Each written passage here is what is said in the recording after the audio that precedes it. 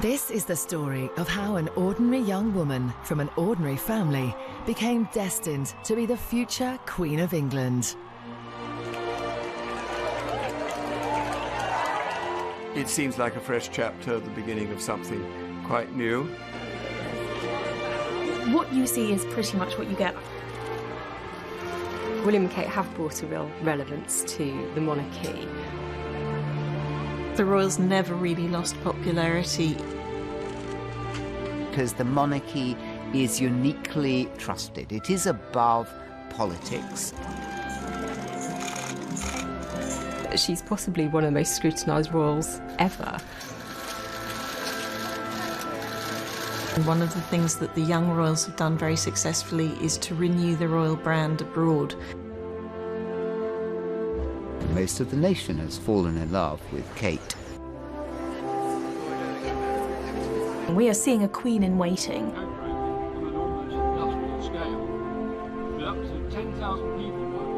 Well, in terms of the Duchess of Cambridge, what you see is pretty much what you get. I've met Kate now on quite a few occasions. She's very kind, she's very thoughtful, she's very easy to get along with.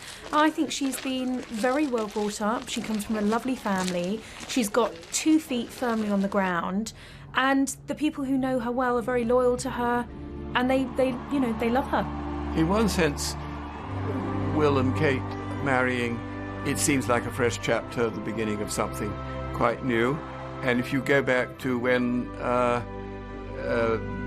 present Queen married Prince Philip in November 1947, at that time was thought to be a new beginning. And then later on people said, what happens when they get old? We'll get bored with them. We don't want them anymore. And particularly with the present Queen, who is now the longest reigning monarch in British history.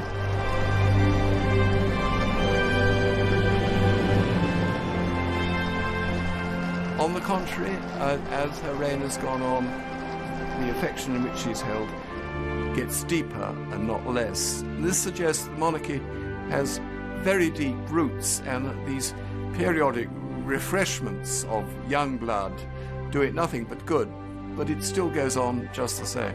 Thank you very much for being polite. That's very kind of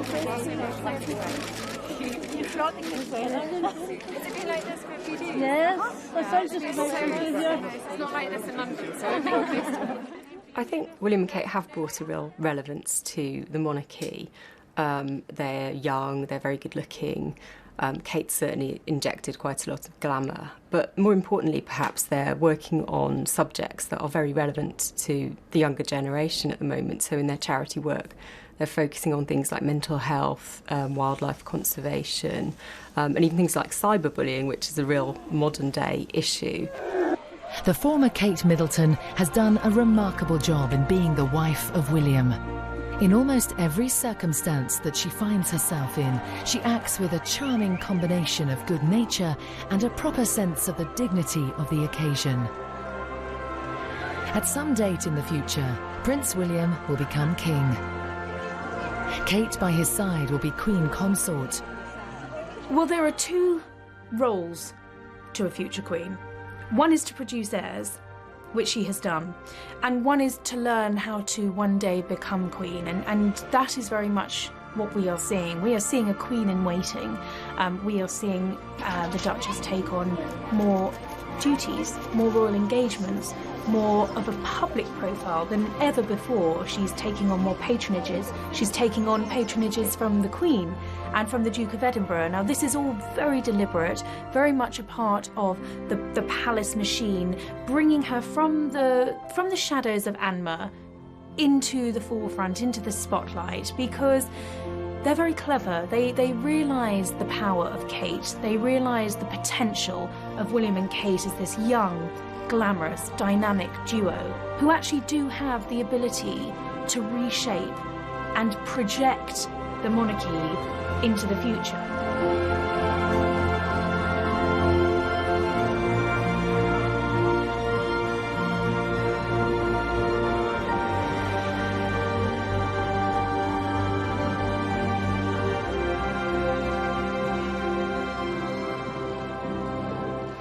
If you had asked me in the 1990s what I saw the future for the royal family as being, I would then have shared the pessimism about its longevity.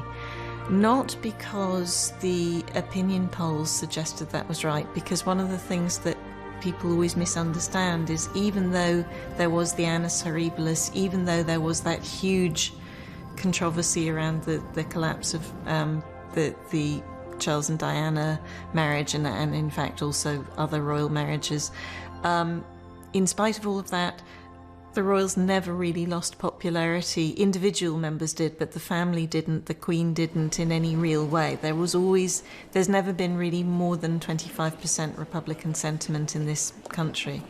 However, I would at that point have thought that the way in which the modern world was developing mitigated against a monarchy continuing well into the 21st century, because we seemed to be entering a society that was more egalitarian and had more faith in the transformational effects of politics and was somehow kind of moving into a joyous modernity. And in fact, we've gone totally the other way, and people have lost faith in politics so profoundly that has actually, in a strange way, shored up and made much more important the position of the royal family.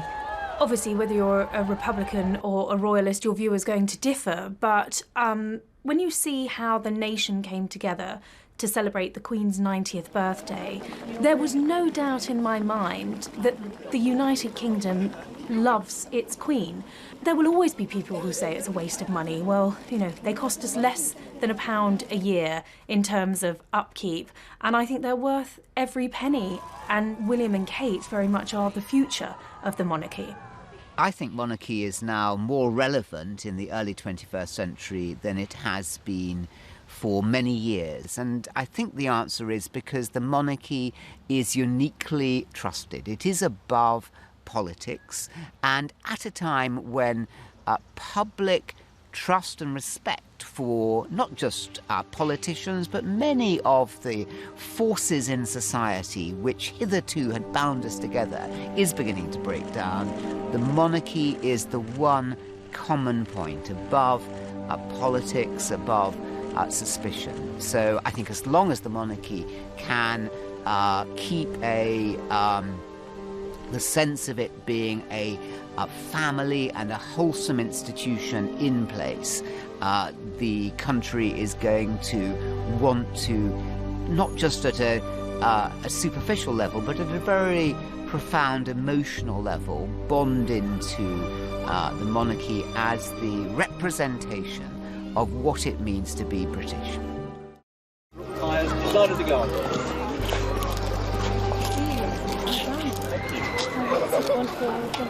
Yes, and it's lovely to see children. And it's so nice. Yeah. And have you got children yourself? I've got 3 boys, actually. We've seen it today for the first time, but they're very excited. How was that? Well, they're a little bit, they were about the right age when we started the project. Now they're teenagers, hulking teenagers. So you had them in mind? Exactly, testing it out on the computer. Well, I think that Kate's family background has been very helpful to the image of the monarchy and to William and Kate. It's that happy family, that, you know, everybody getting along well, being supportive of each other, which the Middletons are. And I think that that's been a considerable help. The fact that she's young and she's known only the years of peace and relative prosperity might suggest that, you know, she hasn't got that kind of experience of life. But then if you look at her family, you'll see that it's really much more interesting and reflects such a huge variety of English history. Her grandfather was an RAF pilot in World War II and helped to nudge the wings of the V1s when they came over London, away from London. Her grandmother was at Bletchley with her twin sister and received the news of the Japanese surrender. And you can trace all the way back the idea that to be middle class is to come from nowhere, they come from a great number of different parts of English history, and so, you know, she is not from nowhere. You can trace her all the way back, her ancestry, back to Harry Hotspur, who died in the Wars of the Roses. So this is a family, like many families, who have deep roots in the nation's history, and the fact that she's young is nothing but a good thing. Well, we must always remember that Catherine's great-great-grandfather was a miner, a coal miner in County Durham. In fact, he worked in a mine beneath Queen Elizabeth, the Queen Mother's estate in County Durham. It's rather a romantic connection there. How you doing? You guys been sitting here for hours as well? Yeah. Sorry, it's pretty freezing. The windiest place in Dundee. How long have you been in the cadets for? 5 years now. Yeah. It's quite something to think they had to climb all the way up to the top all the time. Well, they only lost one seaman in the first expedition, and he was in the crow's nest and fell from it.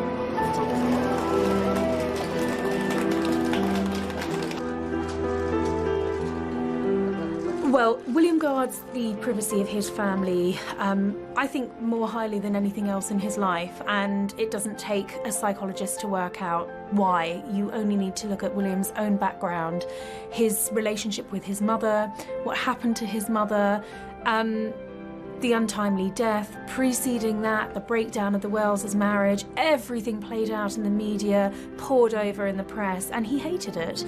And you can completely understand why. All he wants is a quiet family life out of the spotlight.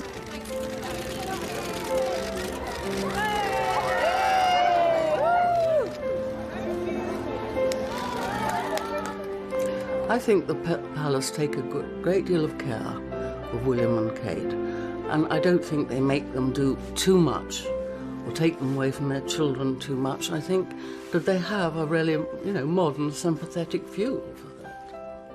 But I think he really understands that there's a huge public interest in their lives and affection towards them as a result of that, and that the media is necessary, certainly when it comes to conveying messages. I think he totally understands that it's a vital tool for him. Kensington Palace has, warned against the use of paparazzi photographs of the children in particular, although they're still being taken quite frequently. There aren't any UK publications who will use them.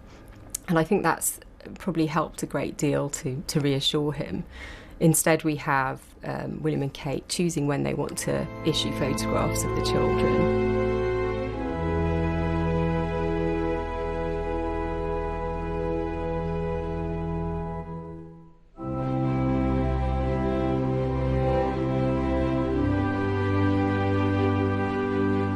They have taken George on a public engagement in the UK for the first time. He went to the Royal Military Air Tattoo with his parents, and I think that's something we're going to see increasingly. So I think it's very much a case of him wanting to protect them while they're very young, and just do things in a way that he feels comfortable with.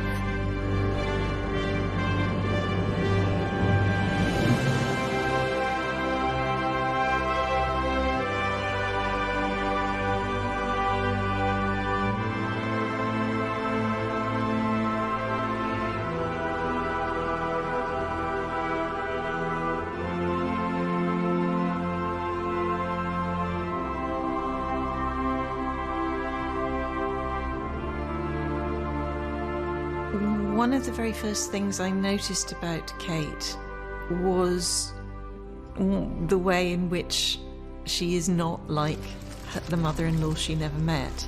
And I think that will actually help her a lot, both in her sort of non-role as Queen in Waiting and eventually as Queen. She is extraordinarily self-possessed, somebody who's very comfortable in who she is and very self-assured, which just with that level of attention she gets is incredibly important. So I think that self-possession, that self-confidence, that sense of who she is will be extraordinarily useful. When I first visited the hospice in Milton, I had a preconceived idea as to what to expect. Far from being a clinical, depressing place for sick children, it was a home. Most importantly, it was a family home. a happy place of stability, support and care. It was a place of fun. I see Kate's confidence increasing as she gains an experience over the years. She's going to be speaking more in public. She's in a difficult situation because I think she's not always able to be completely spontaneous in front of the cameras, and you have to remember that she's possibly one of the most scrutinised royals ever because of the rise of smartphones and social media. Any tiny slip-up or mistake she might make could go viral within seconds. And she must be really conscious of that, which must be a challenge. But when you see her interacting and engaging with people up close, you really get a sense of warmth and of genuine interest. She's someone who does a lot of research. She reads up on everything to do with the charities she's visiting. And I think to the people she's engaging with, that must really come across well. Kate has shown herself to be a wonderful addition to the royal family. In a more egalitarian society, Kate has the natural connection with ordinary people that may well prove to be both the salvation and preservation of the monarchy. I think the times we see Kate really relaxing are quite often the most informal moments, when she's getting involved in some kind of sporting activity, particularly when she's competing with William at something. Or when she's interacting with small children, and you get these fantastic fun facial expressions. She looks to be really enjoying herself. And I think that's when you can really imagine what she's like behind closed doors.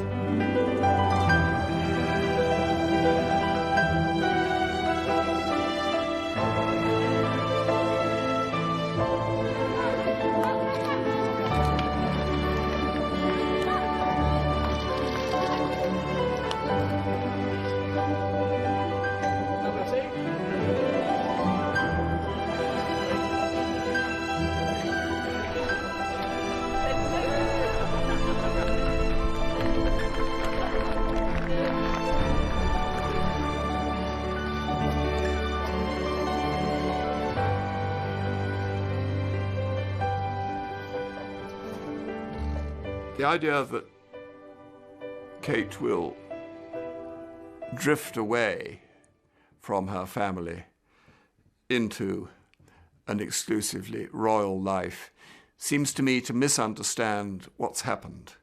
What's happened is a permanent removal of the old barriers and if you like, a domestication of the idea of royalty, and that she will be able to bask happily amongst her family for the rest of her days. And so to that extent, we have moved into a much less magical era of monarchy, one in which they seem to be much more people like us leading lives like us, though of course they don't lead lives exactly like us.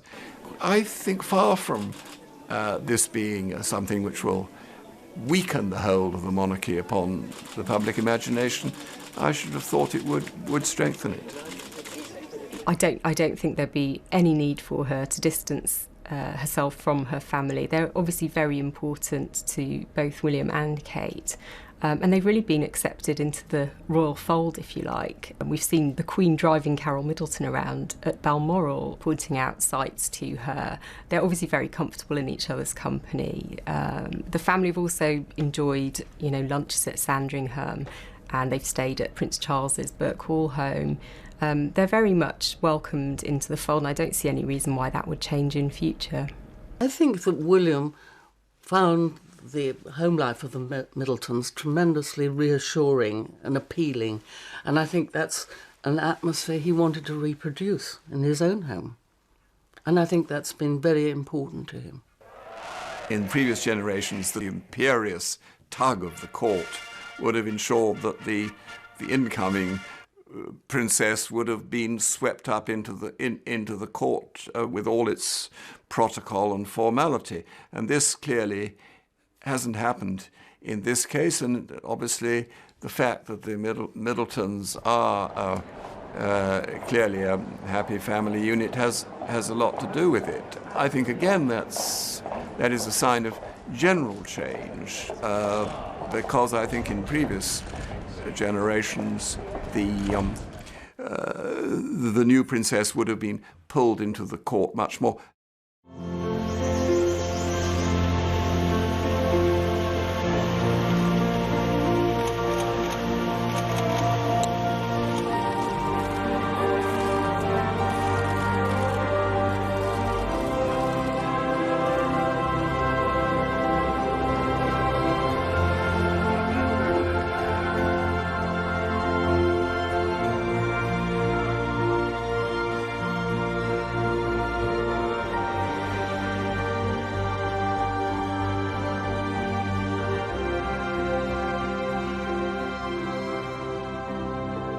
Don't be under the illusion that she's a wallflower, because she's not. She's very strong, she's very confident, and I think she has a real clarity of vision, and I think William depends on that hugely. So she has brought a huge amount to William's life. She has filled William's life with love and happiness and security, and I think she's made him incredibly happy.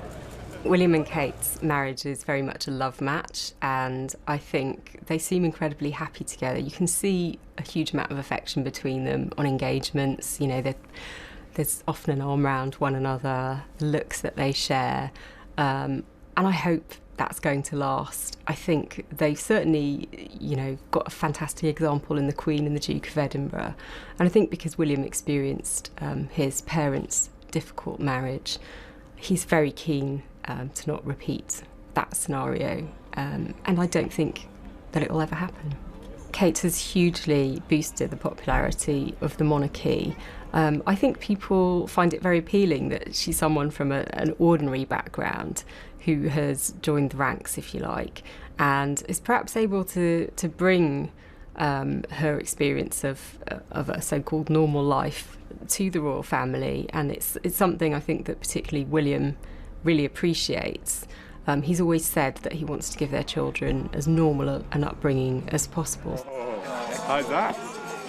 Look at her mane. She's got her mane nicely done. Give her a stroke first. Give her a stroke and you come on. The Windsors are, among other things, a brand, and brands need renewal. And one of the things that the young royals have done very successfully is to renew the royal brand abroad. If you look at the kinds of crowds that their trips attract, it is extraordinary. The thing about that is that sort of rock star appeal that the younger ones have. It's incredibly detached from who they are as people, but it is also incredibly potent, and you see it in the level of coverage they get, not just the crowds they attract, but the amount of column inches. So yes, clearly that has an impact on the brand, and in the sense that the brand is most closely identified with Britain.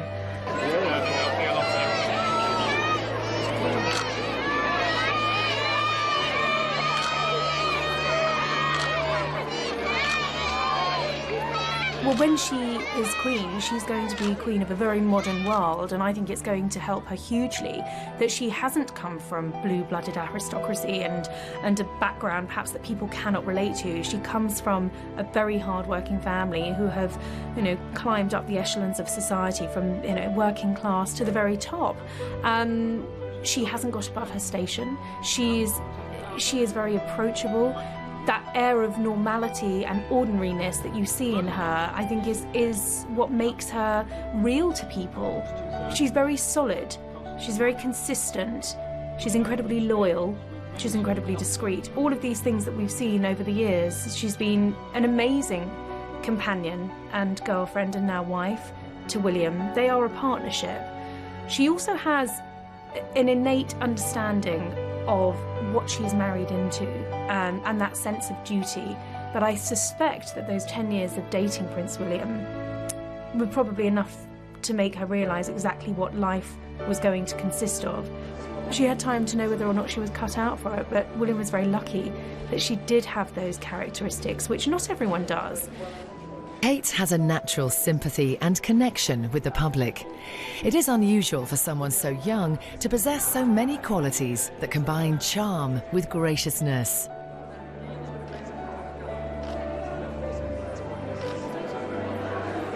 Are I just wanted to say how delighted I am to be here this evening to celebrate the fantastic work of the National Portrait Gallery. The gallery's achievements are exceptional. They hold the most extensive collection of portraits in the world, and their unique and brilliant exhibitions never fail to inspire us all. She's the sort of girl who will walk into a room and light that room up. Not in the same way that Diana did. Diana was a head turner. She was the glamour girl. She dazzled in diamonds. Kate is more understated, but there is a warmth about her and something incredibly appealing. And all of those are going to be things that stand her in, I think, in very good stead for her future role. Kate might not have the blue blood of the aristocratic monarchy, but she has every bit in her character and behaviour the virtues of monarchy all around the world at its very best. And I'm sure that William married her not thinking whether she was a royal family member or not, but because he fell in love with her. And who can blame him? Most of the nation has fallen in love with Kate.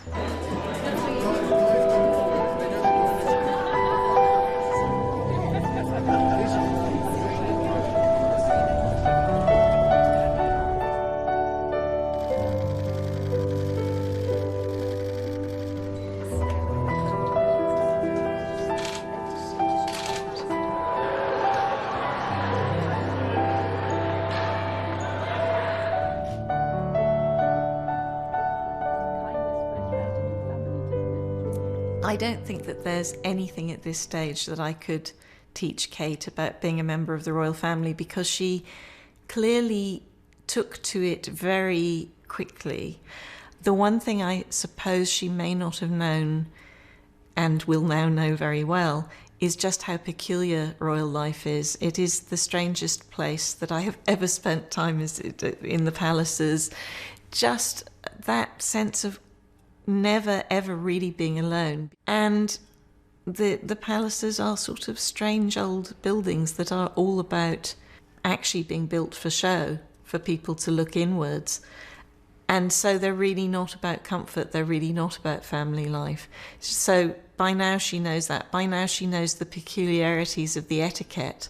I think that what William saw in Kate was a woman who would never leave him, and that she had that sense of faithfulness to him which would endure all their lives. And given his own experience of his parents' turbulent marriage, I think something deep inside him was calling him and saying, I don't want that for my marriage. I want to be with somebody who I can be together with when I'm 90. William and Kate, I think, have inherited an interest, a passion from Charles of being extraordinarily interested in the least well-off, the least financially prosperous, but also those who are suffering. And it clearly touches the hearts of both William and Kate.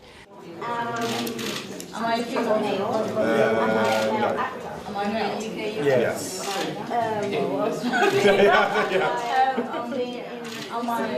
This is utterly genuine, and they want to use the authority of their offices, their status, to see if they can touch the lives of those who are mentally suffering and try to bring them some light, some release, some joy into their troubled lives.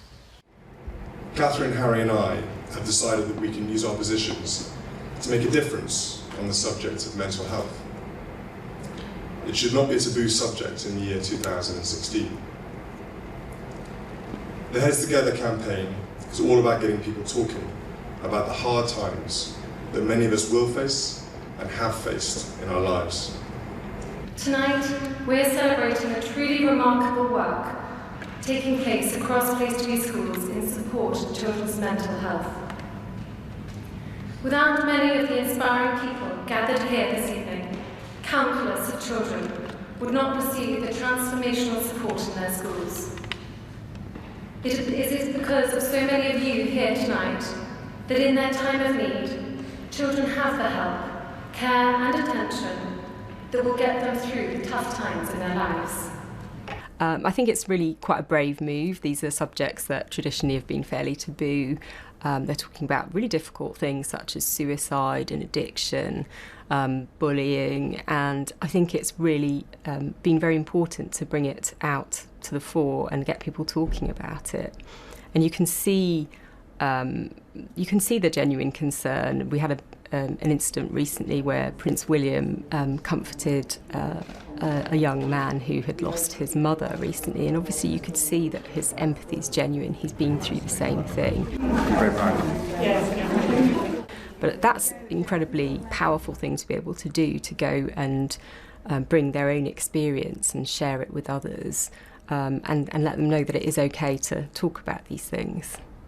It seems to me an enormous challenge for all of the young royals, but in particular for William and Kate, to find a way to do the empathy thing, to do what they seen as being their core role in terms of performing a charitable role, and maintaining something that they are clearly setting out to do, which is redefining how much of themselves they make public.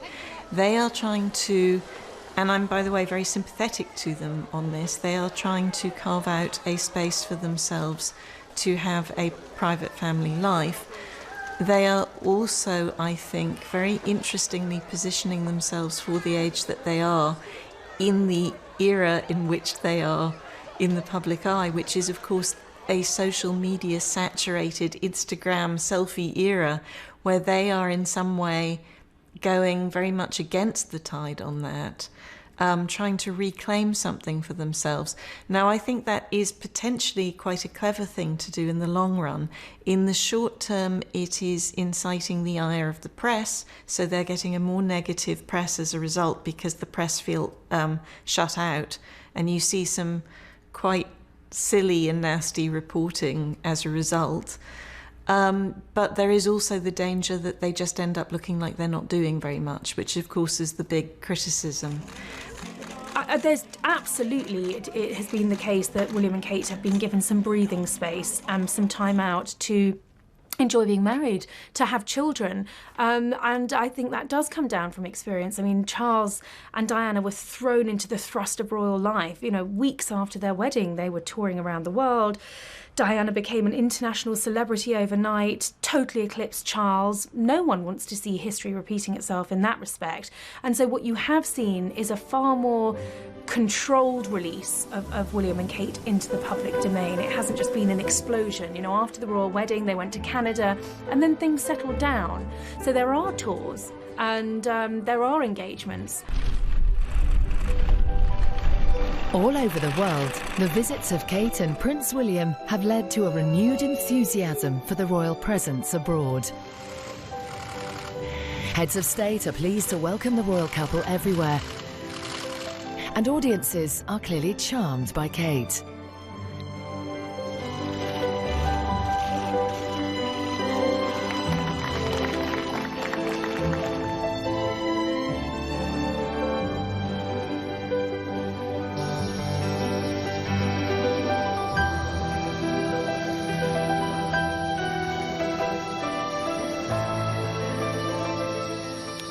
The busy foreign tour programme of William and Kate, I think, became even more important after Britain decided in the referendum vote to leave the European Union. And what better emblem, rather than the Prime Minister of the day, the come-and-go Prime Ministers who pitch up, but are little known by the public in these far-off lands, but the images of Kate and William are known every bit across the world, so they have an extraordinarily valuable role to play in ensuring that the future of Britain in the uncertain world into which we're going to be going will be as good, as strong and as high as possible. William and Kate are already travelling a great deal throughout the world. They're visiting many of the realms and countries that they're going to be visiting for decades to come. And their visits are enormously popular. But Kate in particular seems to really capture the international imagination. She has fans all over the world. That's going to stand her in great stead in years to come. And she's going to be able to grow this, soft diplomatic power, which will be perfect for her role as Queen. One of the things that has been very interesting for me, because I covered the royals for such a long time. I first started covering the royals in the, early 90s and covered them, right the way through to now. So I've seen the evolution of royal press management, and I have seen in it become much more sophisticated, much more aware of the issues, but they even so cannot even begin to keep up with what's going on in the development of the press and the development of the world at the same time.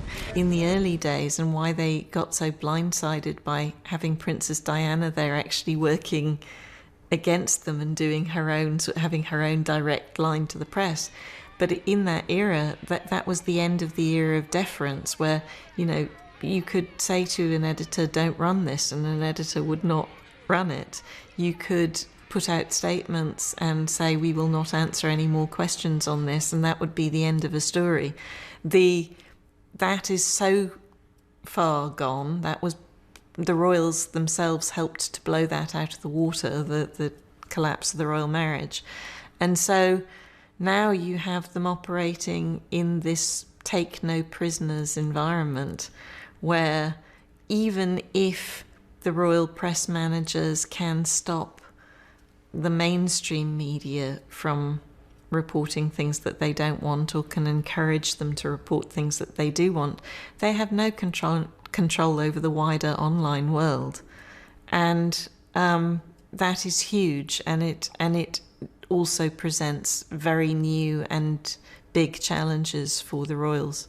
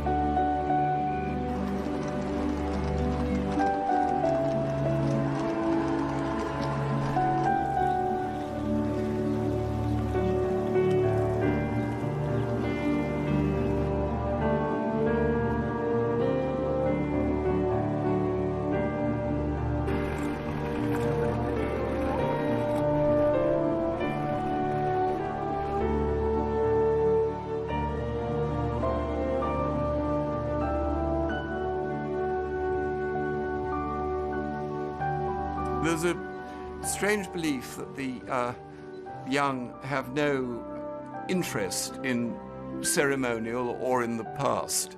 And I've lost count of the times in which people have said, oh, let's stop doing this commemoration, the Remembrance Day or whatever it is, because it won't appeal to the young.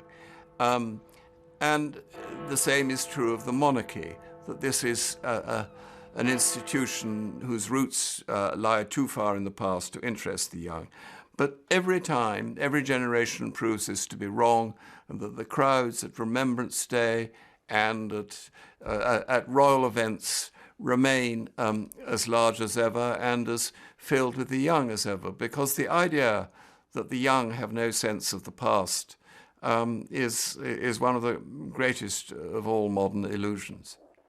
The current position of the monarchy in Britain was pretty much defined by Queen Elizabeth II and by her father George VI as the focal point for the nation, not just at times of crisis and war, but at times of reflection, but even in a day-to-day way. There's a sense in the British public that they have an almost religious reverence for the monarchy in a way that they would never have for the political masters. Well, I think the royal family is in a very unique position in that, the Queen is on the throne because it was her God-given right. But I think that is now seen as quite an antiquated concept. I think certainly if we're looking into the future towards King William and Queen Catherine, it's not going to be seen as a God-given right. They're going to need to justify being there. They are going to need to be a king and queen of the people, figureheads, representatives for the UK, hard-working members of the royal family. And actually, one has to respect the Queen hugely for that, because I don't think she takes her position for granted at all. The image that is being cultivated of William and Kate now is going to be very important several years down the line, because all of this will reflect our opinions of them as a future king and queen. My prediction, I'm happy to make a prediction, is that you will see the royal family continuing, but the royal family slimming down and paying more and more attention to looking like value for money. And what sort of queen will Kate be? Will her easygoing manner be an enormous change to the style of the British monarchy? The memory of Princess Diana shines down as an alternative way of being royal that tragically was never to find full expression. Will Kate be very different as queen to what Diana might have been? And how different a court will Kate preside over with King William to that of the court of the present Queen? Kate has that rare ability, possessed by very few people, of being able to talk to, speak to, relate to those of utterly different ages, backgrounds, ethnicities. It's a magical talent that is infinitely precious, really. And you either have it, I think, in life, or you don't. Most people don't. Kate does. It's impossible to tell what sort of queen she'd be like. We can only observe what we see and read. But she seems to be a rather modest, cautious sort of person who's unlikely to endanger the monarchy, and I should have thought she would be a kind of reassuring presence. But who knows what the future will bring. Oh, I think Kate will make a dignified queen. It's very hard to imagine her sort of emerging in a sort of social activist role like her father-in-law or anything like that. I think, in terms of what people expect of a queen, as the current queen has defined it, she'll be quite close to that same model. I think Kate's going to make a fantastic queen. I think she is hugely interested in the causes that she supports, and I can imagine her giving that level of commitment to the role in future. She's got great diplomatic power. She's hugely admired across the world. Well, when Kate does become queen, she will have had decades of experience within the royal family. So the fact that she wasn't born blue-blooded will not matter at all. In fact, it will be that stands her in the best possible stead. She will have the advantages of both worlds, that experience of royalty and having been born an ordinary girl from the home counties. It's a perfect combination.